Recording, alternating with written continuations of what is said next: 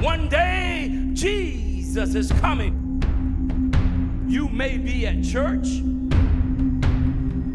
You may be at work. You may be asleep. God grant that you will be ready when he makes his personal appearance.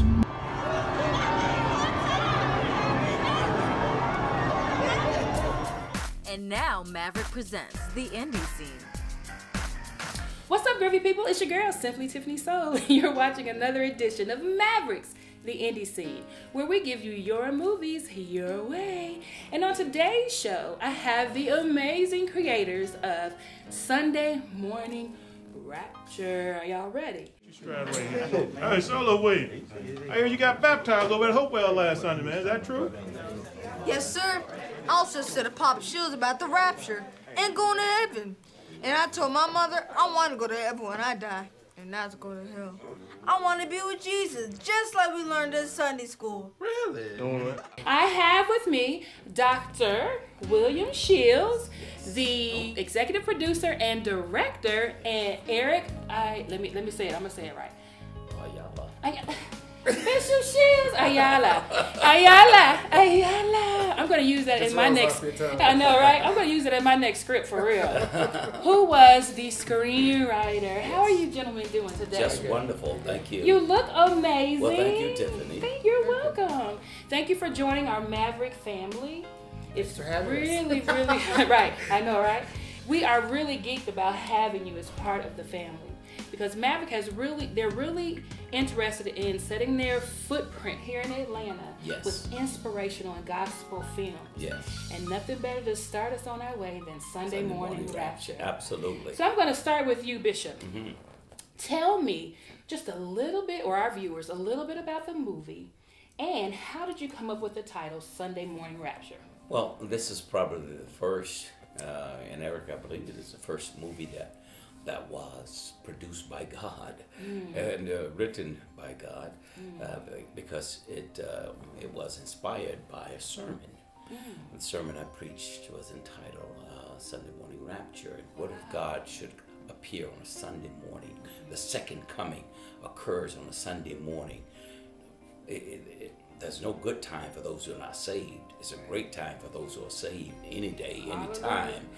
But if it should occur on a Sunday morning when people think that they have a right of passage because they are singing in the choir, ushering on the board, because they are tithers, because they're in church, or they wear a collar, none of which will get you raptured with the Lord when he comes back, caught up to be with the Lord in the air. You must be born again. And 102 people came forth on that Sunday, and I was just overwhelmed and just inspired, so it wouldn't leave my spirit. And I started jotting down notes on same and all, having been in the movie business when I lived in New York, and Broadway, off-Broadway plays, and so a few B movies and directing here and there. Then God brought in my life then this excellent writer, this creative gentleman sitting to my right here, Eric Ayala, who is like my radar. If you remember MASH, when the colonel would start a sentence and radar would finish it, well, I'll start a sentence and he'll finish it. I'll have an idea, I speak it into a tape recorder, give it to him, and then he runs with it. So amazing. That's what we are. And yes, for Maverick, for us to have a giant footprint starting in the metro Atlanta, state of Georgia, East Coast area, to have then Sunday Morning Rapture to be that insertion into the market. And speaking to Doug Saab, who is the founder of Maverick and owner of Same. I just spoke with him today. He's excited about Same, and we are ready and blazing to just burn up the market with inspirational films. And we have one now we're getting ready to film shortly as well. Awesome. And we'll get into that. Hold on. Yes. So, Mr. Eric, tell me about that writing process. Well, I think you look at it as kind of a synergy. Doctor says all the time, we make appointments God makes arrangements. And so I think that was kind of how we came together. I initially got to know him through a school teacher who had asked me after coming to a writing workshop that I facilitated if I would write the Black History Month play for her. And I was glad to do it. And I just kind of whipped that right out too. I did the Black History Month play. And through that, I met Dr. Sheals. And he read the play. And I wanted him to be a part of that because I thought, you know, what better way to introduce myself to the church, to another audience that I had not been familiar with. And he came on board with that. And from that process of rehearsing, he introduced me to the idea of Sunday Morning Rapture, asked me about writing the screenplay, and here we are.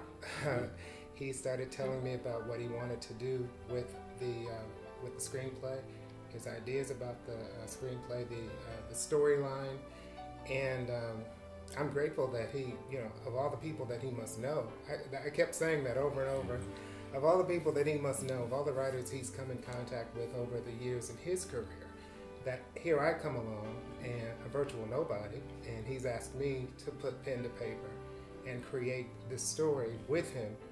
And that's why I say it was a synergistic effort. Sure. Because when we got together, and it just kind of exploded from there. And when he gave me his idea, I was excited. I mean, all these characters started to live. Yeah. And so it just came together in a very real way for me, and I think for him as well. As well. And here we are. But you know, Sunday's not a good day for me. Got duties at the church. Are you coming this morning? Nah, I don't think I'm going today. I got too much work to do around the house before the game comes on. And it's going to be a good game. The Heat in San Antonio. Some of the fellas are coming by this afternoon. Why don't you stop on by? Yeah, I might do that if we don't get out of church too late. Man, you got plenty of time. So guys, let's talk a little bit about the production times. From concept to screen. Yeah. What was that like? Any one of you? Well, concept, again, came from the sermon, as I mentioned at the beginning of the show. And then it wouldn't leave my spirit, and I kept jotting down notes, and I get a recorder and all of it. I didn't get the inspiration to move forward until then. God brought Eric here on my church campus for the play that he mentioned in the first part of the show, and I read his script for the play, and it was so good. I says, yeah, I'll be a part of this, and then I says, can you write screenplays like that? He says, yes, I can, and I will. And so from concept to beginning, Eric and I were talking just before you started the new segment here, about 6 to 8 months to develop. Yeah, that's it. Yeah. That ain't nothing but God. I'm sorry. I didn't mean to cut you off, but just to hear that is amazing because it takes us a year, 2 years sometimes just to get the concept out. Yeah. Sure. And then to do everything in 6 to 8 months, you all are amazing. I think that's when you know God is in the process. Yes. Because he can make it happen. Sure, and God said that I will save, and this was when I said people who promised they would back and help with the film financing and all, and it didn't come through. And thank God for Maverick, who's going to distribute for us. And then God said He's going to save 100,000 souls. But those people who didn't come through for us and our film, they just fell one by the wayside. A lot of promises. Wow. And I paid a lot of people who said they were going to help us and do this. So then my life savings was in the promises of God that it would save 100,000 people. Now we see how, and now it can come to fruition, Eric, because of Maverick and the distribution network that they have. 100,000 souls can be reached in a month. So we are excited about saying. My biggest piece of that part of the pie was having knitted my talent, my experience with Dr. Sheals, I wanted to see his vision come to pass. And so that's why I kept working as hard as I did, submitting the project out, submitting the ideas out, and that's how we came across Maverick. I had come across a Facebook post, and I reached out to Doug Schwab, and I said, well, at the time I had another project I was working on, and he was looking for completed content. And since the one I was working on was not yet completed, I presented Sunday Morning Rapture, and he asked for a copy, and that started the ball rolling with the distribution. Once he got the copy of Sunday Morning Rapture, and we started putting things together, we had a conference call with Dr. Sheals, and contracts came together. Things just started happening. They were just popping off, and I got really involved in that end of the process of it. Dad, your suit is nice. Thank you. Hey, where's the rest of your dress? Mom bought me this dress. Dad, can I ride to church with someone else? Let me guess. Bobby? No, not Bobby. All right, so let's talk a little bit about the casting. Tell me all about the casting. Where did you cast? Who did you go through? Who did you have in the movie? Well, I'll tell you, one of the main characters, notables, I say, was not necessarily the main character, but was Tiny Lister. Debo, y'all. Debo, y'all. Debo from the Friday movies and all that. Debo. Turned out to be a gentle giant. He is.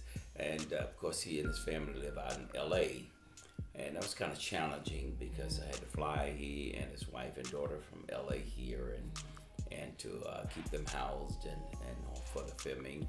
And we did film around their schedule as often as we could. But he played a pivotal part in the movie, and I won't reveal it now because you got to get the film. You'll hear that through Maverick. But he played a pivotal part because it was different from the other movies you've seen him in. So that was one major one, and we interviewed and we auditioned many people for several Saturdays to get this awesome cast. And Eric knew some because he was out there doing it before, and I was busy building this 15,000 membership 32-acre campus here at Hopewell Missionary Baptist Church in Norcross, Georgia. Come on down. And so I depended on Eric to know some talent that he could bring into the force. I'll let him talk about them, and then I want to talk about one special one that happened that God arranged. Okay. We had an open casting call for the most part. As Dr. Sheals said, because I've worked in the industry here locally, I had come across several talented people. I mean, phenomenal people that I called upon and told them that we were doing this, and I wanted them to be a part of it.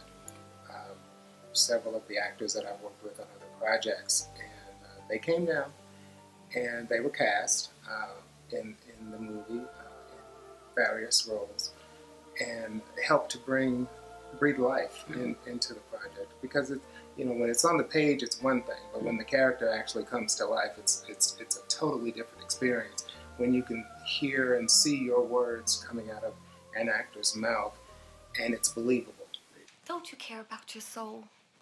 Don't you remember when Pastor Sheals preached about last Sunday? Yeah, all that stuff about rapture.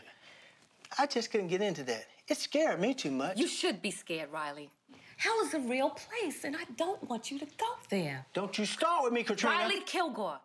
Tiffany, I want to add a couple of more things about the casting. Oh, okay. And that is, how God, again, using a phrase that I coined, we make appointments, God makes arrangements. And that is one of the major female cast. Actually was the nurse in my allergist office. Oh, okay. And we needed, and I just this woman never came across, and I opened casting call, and here she is staring at me, and I says, "Can you act?" And she says, "Why?" I says, "I'm shooting this movie. We need you to come tomorrow to the casting." She says, "No, Doc." She says, "No. We finished, so I'm getting my paperwork." And then she pulled up beside me. She said, "I did act in my school play a couple of times." And I said to her, acting as a tree or a frog, just standing there, it's not acting." So she came to the read that Saturday, and I know she's gonna see this, but she was horrible. She was terrible. I looked at Eric. Okay. Eric looked at me, and I said, "Eric, I got this perfect woman. She can play." And I looked. She read. I looked at her and I says, "Give me a moment." And I took her out while Eric kept interviewing and auditioning. I took her out. I said, "Okay, come on, be yourself. Don't be a tree."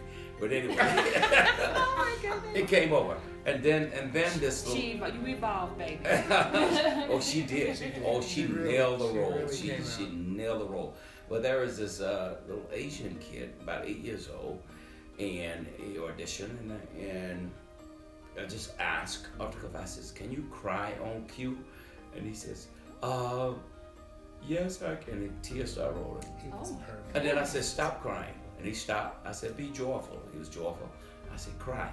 He cried. I said, "Oh my God." I turned to Eric. We didn't have a role for him in the play. I said, "Eric, write a role for him in the play." We were sitting in the audition. Yeah.